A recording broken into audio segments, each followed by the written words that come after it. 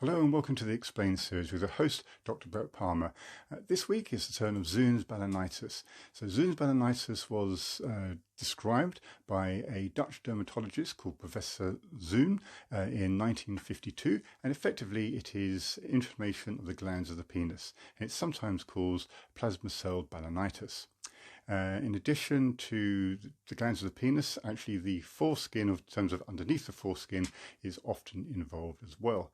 And it's important to point out now, because I've seen quite a few websites which seem to not being able to differentiate between Zoon Balanitis and other forms of balanitis. So balanitis means inflammation of the glands of the penis, and it can be caused by a whole variety of things: bacteria, fungus, all sorts of various complications, soap, dermatological products, washing habits, all sorts of things.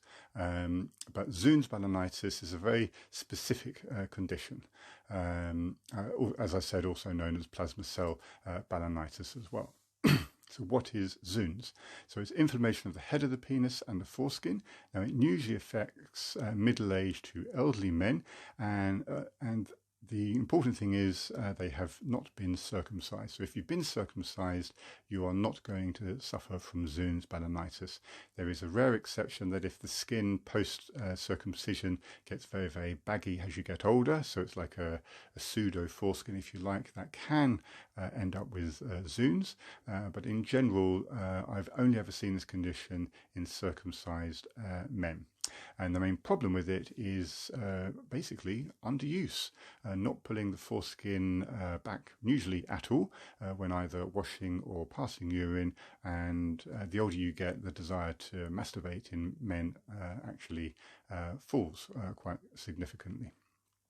And so when I say elderly men, I'm talking men in their late 50s, 60s, 70s, 80s and 90s. So what is the cause of Zoons? Well, it's actually unknown. No one actually knows the cause of Zoons. However, it is hypothesized that as you don't pull the skin back much, you have accumulation of dead skin cells, you have droplets of urine, soap particles and skin flora. And if you've ever been to a car park and sniffed the air because people have peed, usually men have peed somewhere in the car park, there's that ammonia smell, and so urine does actually turn to ammonia, and if you don't clear out that pee underneath the foreskin, it's believed that can react with the glands of the penis and the foreskin, causing Zoon Balanitis. So it's very important that the foreskin is retracted on a regular basis. Either way, when this stuff all accumulates, you get irritation and inflammation, and this then comes out as classical Zoons. Now, it's very important to realise that Zoon Balanitis is not caused by an infection and cannot be passed on sexually, so you can't catch Zoons. There is also a similar condition in females of the vulva, which is even rarer, because Zoon Balanitis is not common, and that's called Zoon vulvitis, also known as plasma cell vulvitis. And it is very rare. I think I've seen plasma cell vulvitis once in my life so far, but Zoons I see every few months.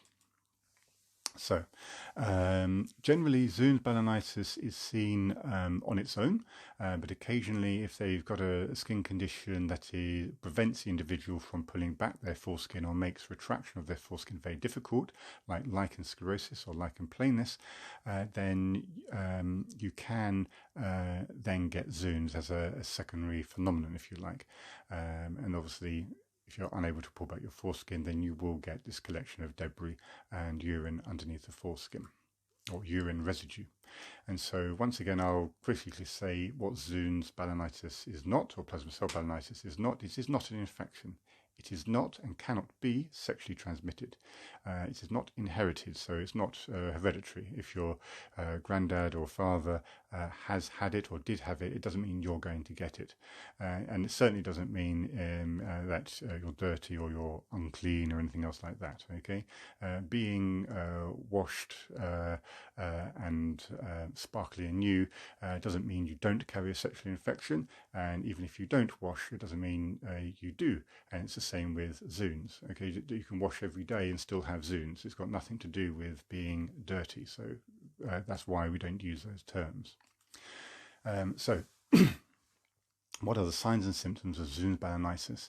You may be a little itchy, otherwise you may be a tiny bit sore, but it's really, you have to concentrate on it really, because generally there's no symptoms.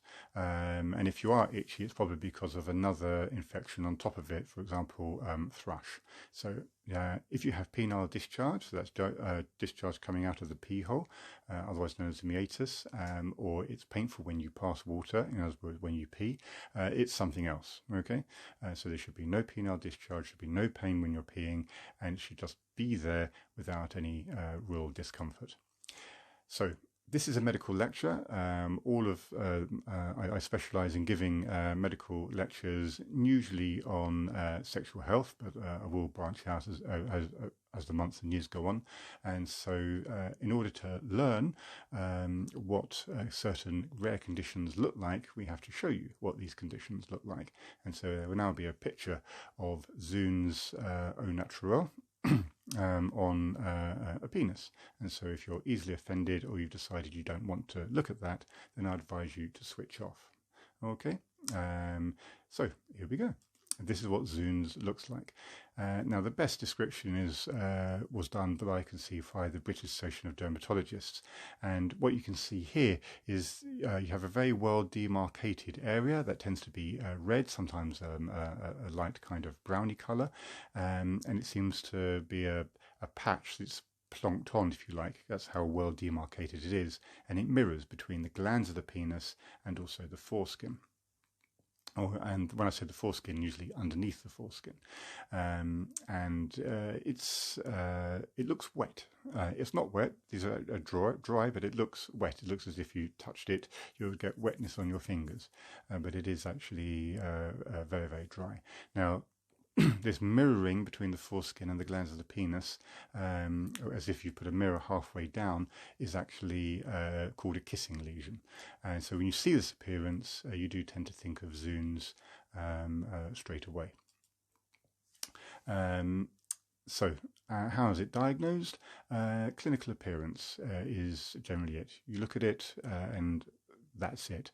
Very occasionally you can have other complications underlying the Zoons, and so therefore a biopsy may need to be done, but your genital dermatologist or your sexual health doctor or genitourinary physician should be able to diagnose Zoons just by looking at it. And so it tends to be just a clinical diagnosis. So how do you treat Zoons? Well, it's a behaviour change is the most effective method of treating Zoons. And so if you're not retracting the foreskin when you pee, and let's face it, as you get older, I'm 47, and I know the way I pee has changed. And the older you get, the more you can't be bothered to pull back your foreskin.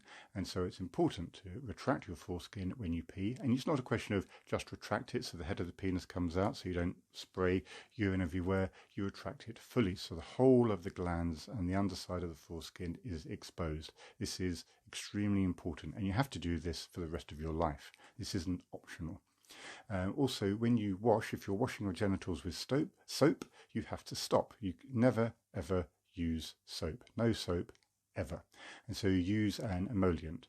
And the emollient tends to be, or should be, washed off. So there's a particular type of emollient called dermal, which has active ingredients, and if you do use dermal, it should be washed off. Otherwise, you can wash in other forms of emollient. If it makes bubbles, it's a soap, so it shouldn't contain any bubbles whatsoever. If this is all too technical, just use water, and that would be far, far better thing to do. So in terms of toileting, as I said, pull back the foreskin, and actually after you've peed and you've got the foreskin fully retracted, what you should do ideally is, if you have a private sink available, splash a little bit of water over the head of the penis. That takes away any residual urine, and then you can dab it dry. What some people do is they use a little bit of paper towel as well to take off any urine before washing just with plain water. After you've had a shower, you need to dry out the area. And so you can sit on the bed, retract the foreskin with a hairdryer a fair distance away. You then point it at the lesion and you dry it out for about 10 minutes. Why am I telling you to do this very weird thing to do? It helps toughen up the skin of the glands of the penis and the underside of the foreskin. You have to remember, a circumcised man has a tough skin on the end of their penis because it rubs in the underwear, the trousers, or whatever cloth material they're wearing, and it's exposed to the air. For those people with a foreskin, the glands always stays a lot more tender and sensitive, and so you need to toughen up that foreskin. And the way you do that is by changing your washing habits, exposing the foreskin and the glands to water, exposing it to air. And if you have zoons, you need to, although it's dry, you need to stop that glistening because it helps toughen up the skin. Now, most of that will actually be enough to make sure that it is that zoons starts to get a lot better. And the reason why I suggest in the soap substitute here Dermal 200 is because it has quite a few good active ingredients which can look after the skin. But some people can get a reaction with it, and that's why you must always wash off all emollients after they've been used. If you do get a reaction with the Dermal 200 or 500, you can also use E45 shower or another emollient. Generally, I wouldn't advise aqueous creams before anyone asks. So the actual treatment you can use is steroid creams. But remember, before you use steroid creams, you have to do these behavior changes as well. So how do you put in a steroid cream? A steroid cream will be prescribed by your doctor, and they should start off by using a moderate steroid cream, not a very strong one, just a moderate one. And after washing, the steroid cream can be put on twice a day for 7 to 14 days. And if none of that improves, you then go back to your doctor and it should be reviewed, and then there's consideration of using a potent steroid, which would be once a day and only once a day for 7 to 14 days, and then you have to step down accordingly. So from once a day, every other day, once every 3 days, and then stop, for example.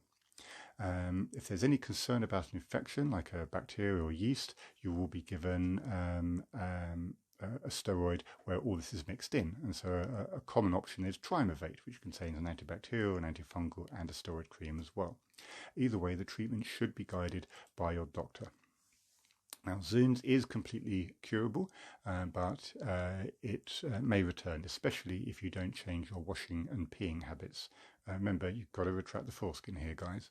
And sometimes an underlying condition, for example, lichen sclerosis, is the primary condition that's actually causing the Zoons. And that is where, if the lichen sclerosis can't be resolved with the use of potent steroids, because sometimes lichen sclerosis can't, and then circumcision is what is needed. Very rarely penile cancer can be mixed in with Zoons, and that is why most genital urinary doctors or sexual health doctors will do a checkup after 2 weeks after starting treatment, just to make sure that the Zoons is completely gone and there's no other underlying condition that's causing concern. So, should you have a circumcision? Now, if you just ask a lot of doctors, they'll just say, yeah, go and have a circumcision, and won't give it any thought. That's the treatment, fair enough. But different men have different relationships with their foreskin. Obviously, we're all very attached to our foreskin, but some men are more psychologically more attached to their foreskin than others. And so just having your foreskin cut off without actually giving it any reasoned thought is a bit of a silly thing to do, and your doctor may not go through this with you, and so do have a long think about it. And if the idea of losing your foreskin is quite upsetting to you, then you really have to change your washing habits for life, and also your toileting habits, and that way you can prevent Zoons from happening, which is a fairly rare condition anyway, but if you do have Zoons, it will prevent it from coming back, and obviously use the steroids. In terms of laser treatment, this laser treatment for Zoons seems to be popular in America and Australia, I think. I apologise to those countries if that is not the case, but this is what I'm picking up when you look at Zoon Balanitis treatments on the internet. I don't understand why you use laser treatment. Yes, it looks modern. Yes, it looks all futuristic and jazzy, but it takes weeks and weeks to recover from a laser operation. Whereas with a bit of behavior change and some steroids, and some people only use steroids for 4 or 5 days, the skin completely recovers. So don't laser therapy is completely over the top, in my opinion, and I personally wouldn't advise it. So, in conclusion, wash correctly. Retract the foreskin, guys. Retract as often as you can. It's very important. And just generally retract more often. Masturbation is a good way of retracting that foreskin, for example. If sexually active, get a sexual health screen. Again, very important. And you must see a doctor. When I say doctor, ideally a sexual health doctor, a gum doctor, which is a form of sexual health doctor, a genital dermatologist, because some dermatologists don't really do much on the genital area, depending on what country you're in, and also in some countries, urologists that also specialise in sexual health or have a good knowledge of dermatology as well. So if you have a lesion on your penis that is new, has not been previously diagnosed, and doesn't resolve within a week, or if you have a condition that is changed, you must see a doctor as soon as possible, and that's quite important. These are some of the websites I've used. I haven't put up the British Association of Dermatologists, but their website I wanted to tell you direct. It's www.bad.org, and they have a good leaflet on Zoon Balanitis. If you want a more technical leaflet, then dermnetnewzealand.org. But it's not called Zoons, they've called it plasma cell balanitis, uveitis. And again, they have a more technical description there. So thank you very, very much. Please like, subscribe and share. And thank you very much, and take care, and watch me at the next episode. Bye-bye.